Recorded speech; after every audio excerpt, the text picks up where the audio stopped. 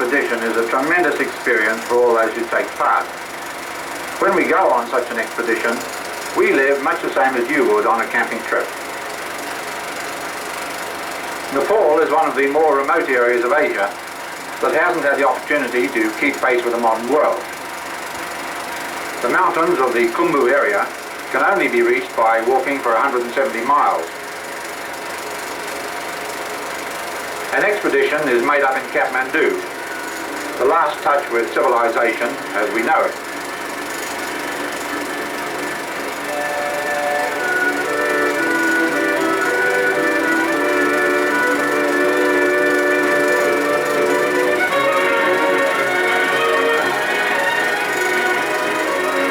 After a brief but bumpy 15-mile drive to Banipar, the end of the road, the porters take up their loads, about 60 pounds apiece, plus their personal belongings, and start the march in. Both men and women act as porters and carry equal loads. The Sahibs, expedition members, have packs that are easier to carry. Often the line of porters is strung out over a mile or more in length.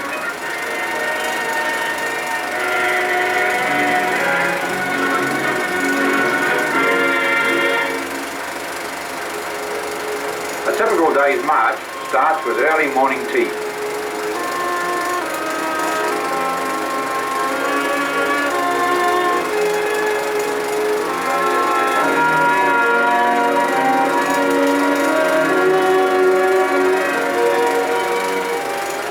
The country is rugged and beautiful, and there's always something to see. Terraced rice paddies, broad valleys, beautiful flowers,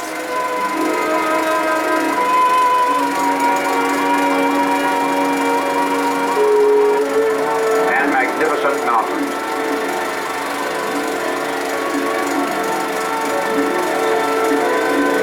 And we pass monasteries with their many prayer flags fluttering in the breeze. It is the belief of these people that each time the flag waves, their prayer is repeated. About 10 o'clock, time is taken out for breakfast.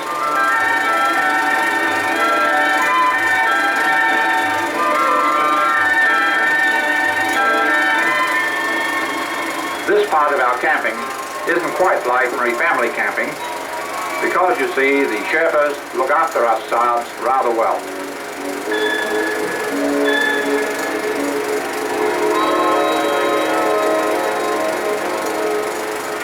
After breakfast, we continue the march.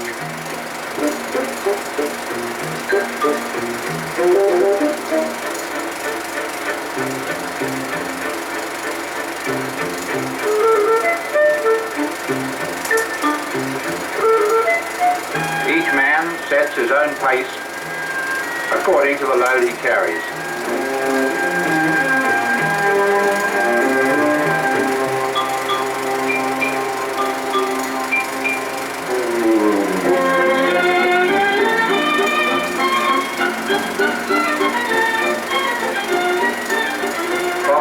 On the track, we can see the thin thread of the suspension bridge below, which our porters are crossing.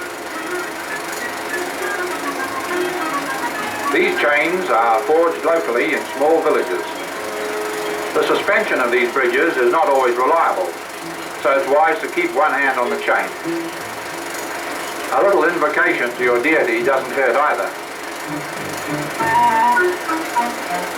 But there are still those who prefer to ford the stream and climb back up the hill to the trail.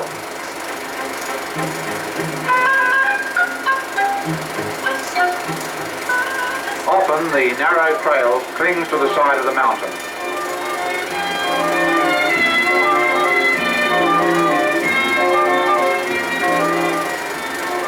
The march continues until about 4 o'clock in the afternoon, when camp is set up for the night.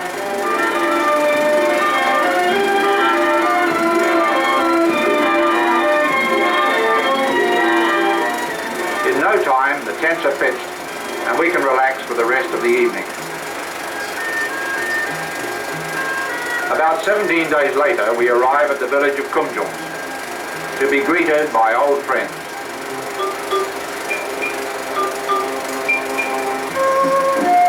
This school that we helped build at Kumjung was the first school in this part of the Himalayas. During its first 2 years, it seems to have met a basic need of the villagers, and the parents and pupils gave us a wonderful welcome.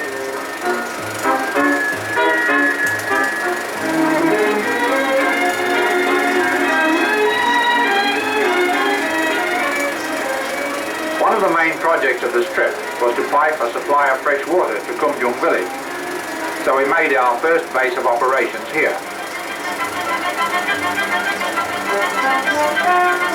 The women of Kumjung had always carried water from its source a mile above the village. Their loads weighed 80 to 90 pounds. This new pipe of ours is going to make a great difference to them.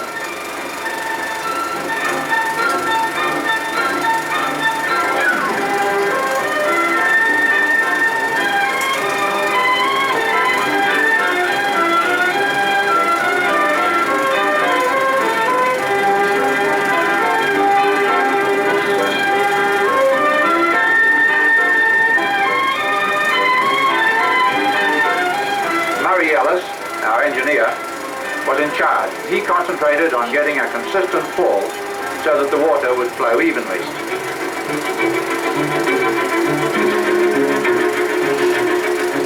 Since this area is so remote, the Sherpas use methods much the same as those used by Americans a century ago. Everything is done by hand, or with the help of simple hand tools.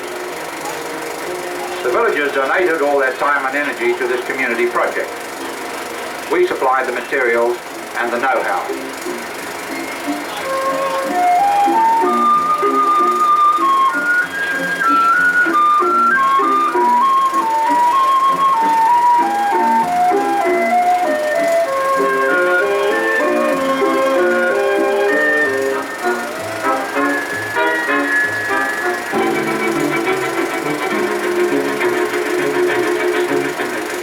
Finally, the water gushed out at the bottom.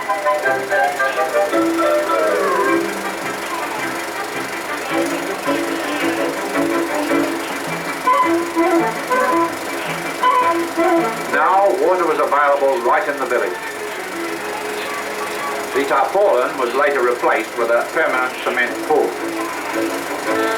The women were quick to take advantage of the ample water supply.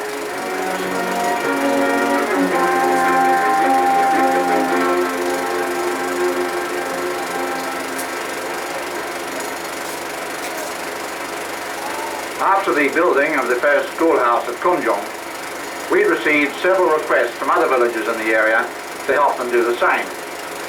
One of these letters read, "Please give us a school like Kumjung. Our children have eyes, and yet they are blind." On this trip, we were committed to building 2 schools. One of them was at Pangbochi, within sight of Mount Everest.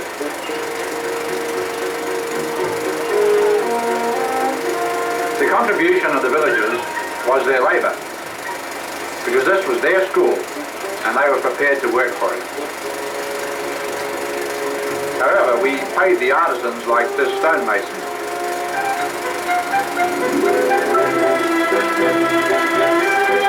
They were very expert at fitting the stones together without cement to form the wall.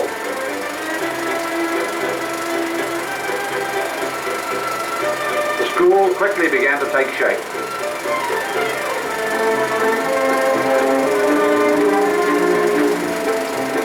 All the timber had to be carried up from the forests down below and pit sawn into the correct size.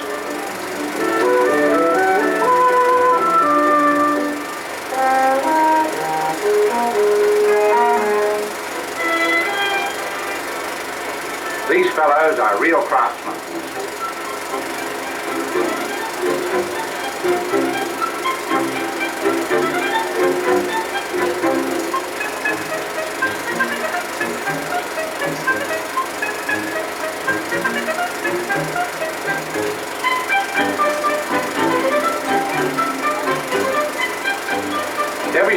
cut and squared on the spot. Mass production hasn't yet reached the Kumbu area.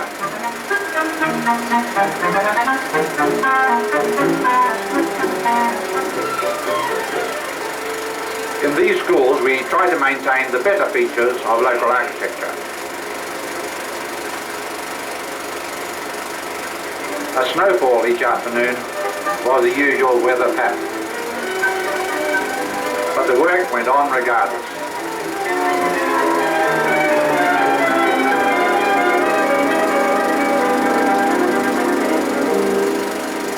However, the mornings were usually fine.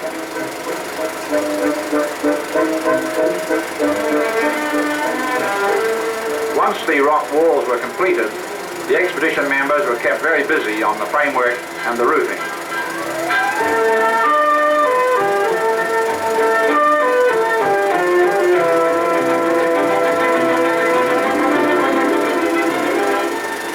The roof was finished with aluminum sheeting and with fiberglass panels as skylights. Since there's no electricity, we have to use the daylight for interior lighting. Few schools can have so spectacular a location as this one at Pangbochi, 13,500 feet above sea level. All during the expedition, doctors like Phil Horton were treating the local people. Their work was aggravated by a smallpox epidemic.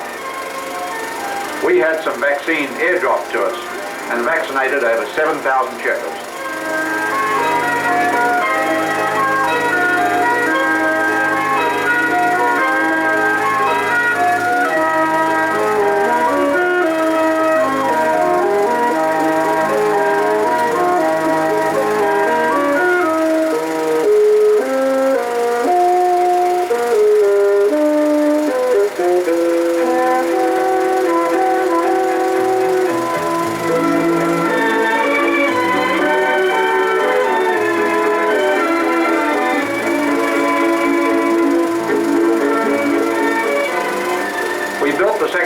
At the village of Tami, a mere 12 miles from the Tibetan border. And as with all the schools, the head lama of Tangbochi performed the dedication ceremony.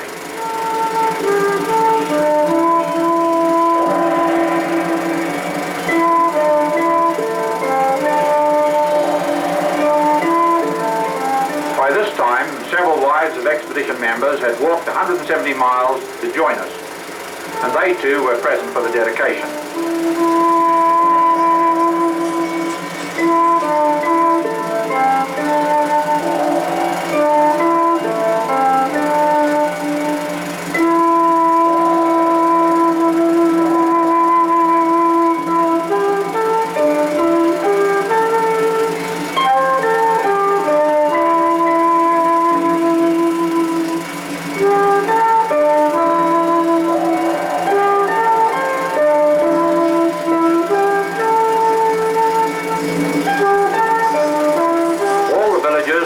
Of the head lama's visit to receive his blessing, as did the expedition members.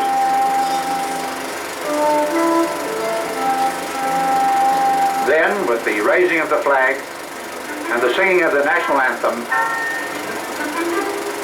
my wife Louise was given the honour of cutting the ribbon and officially opening the school.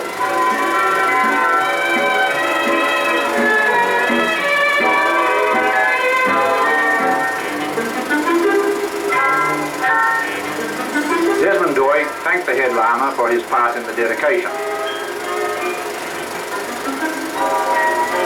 A little more singing.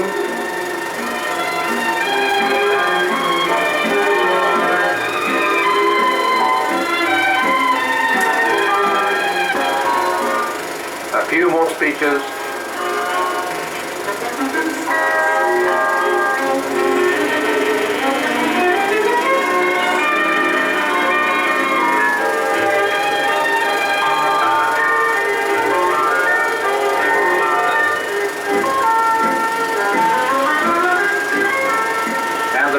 Exchanging of scarves, which is the Sherpa way of expressing honour and respect.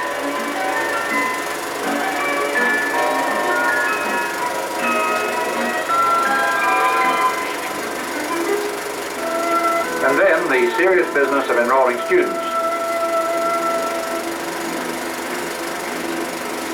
Their parents signed the register with their thumbprints.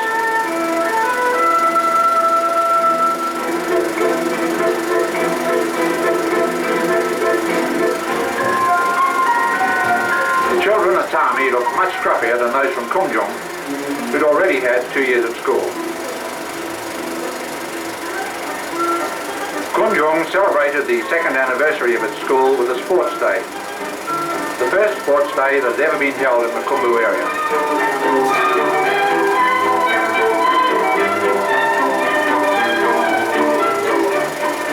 There were traditional contests that are familiar to us, but everything was fresh and new to the Sherpas.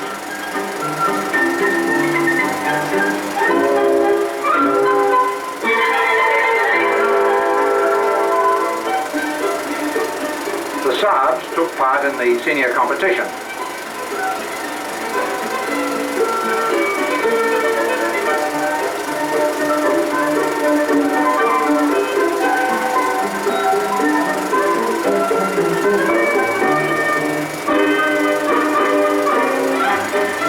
There was a special contest for the girls.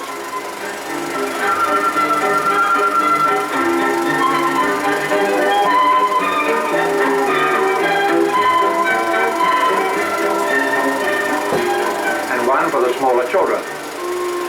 I must say the parents thoroughly enjoyed this one.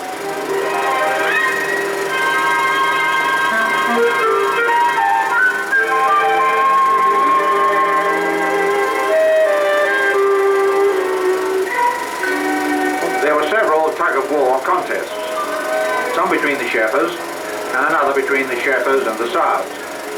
Needless to say, the Sherpas won. Perhaps they had more fresh replacements. The obstacle race was great fun. Desmond Doig had managed to scrape together enough material to set up quite a course. And it was very interesting to see how some of the boys reacted to new situations.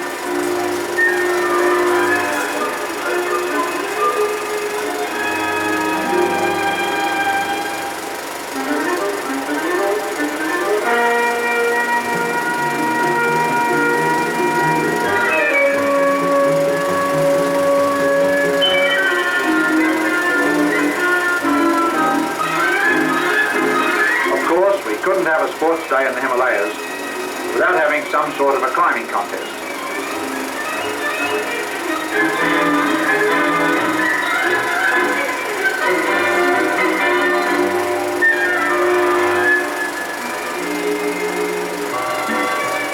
On the whole, the sports day was a great success, and I have no doubt that the boys are practicing up on their skills in preparation for the second annual sports day.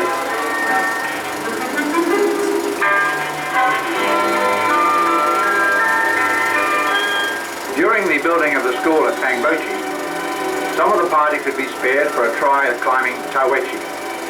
This virgin peak is 21,420 feet high. Base camp was established at 17,000 feet, and preparations were made for the climb.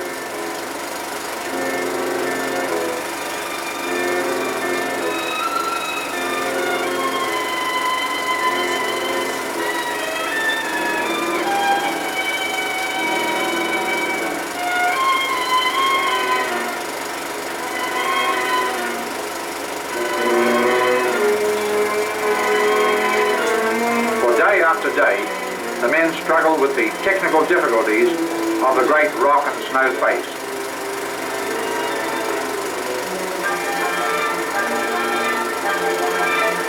And as the route was established, loads of equipment and food were carried up.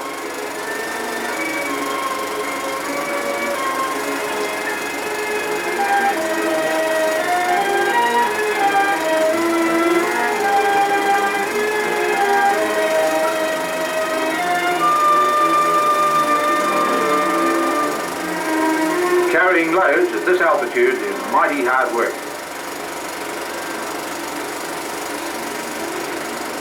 Camp 1 was set up at 18,000 feet under an overhanging boulder to protect the tents from rockfall.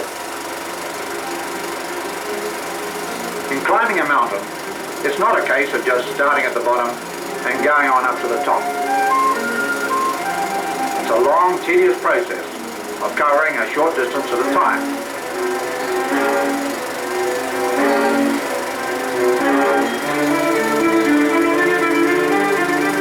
Working back and forth, fixing ropes up over the more difficult and dangerous spots.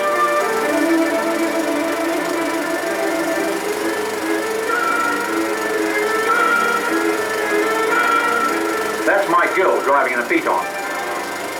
He did most of the camera work on this expedition and as well did a full share of the climbing.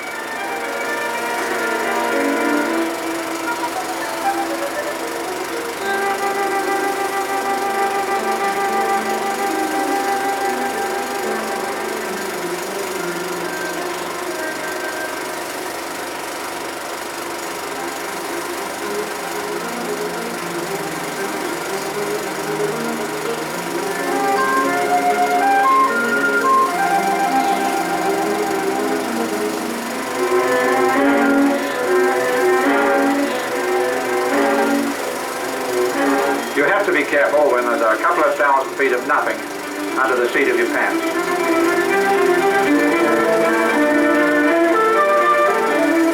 Once the route is established, the heavier equipment can be moved to the location of the next camp.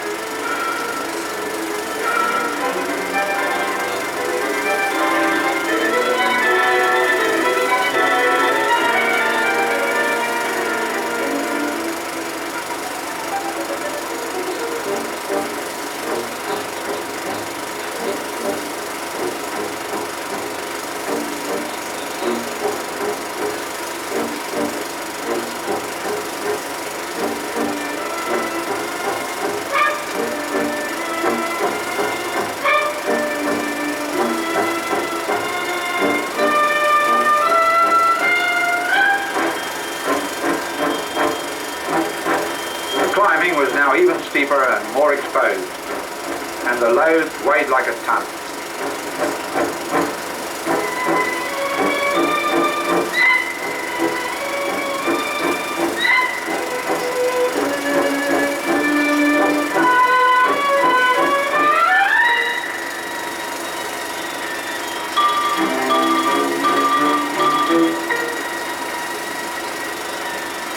Two rock steps were too steep to climb direct.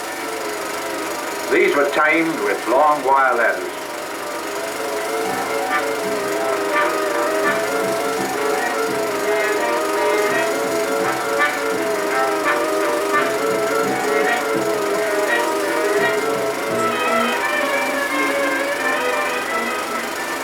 At 20,000 feet, man's efficiency is reduced about 50%. Any effort at all, even that of breathing, is difficult. After 3 weeks of mighty hard work, the assault camp was established on the snow plateau at 20,000 feet. Camp 2 is here, and the route follows the prominent ridge in the center of the face. And it's steep, terribly steep.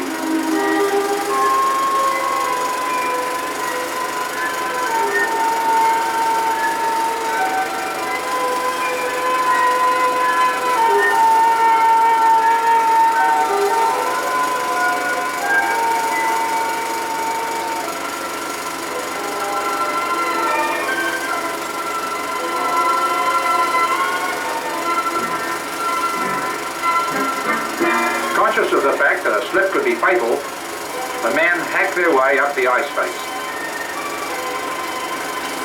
The ice chips peppered the men below, adding to their discomfort.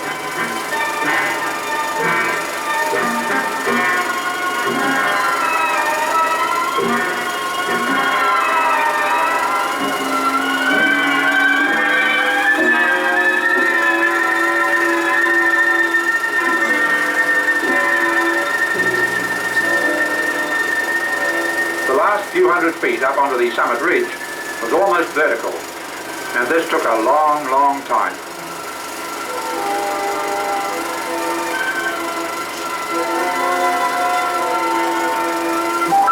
The summit was only a short distance away, but the final 100 feet looked pretty rough. After a brief pause to get back their breath, they moved along the ridge.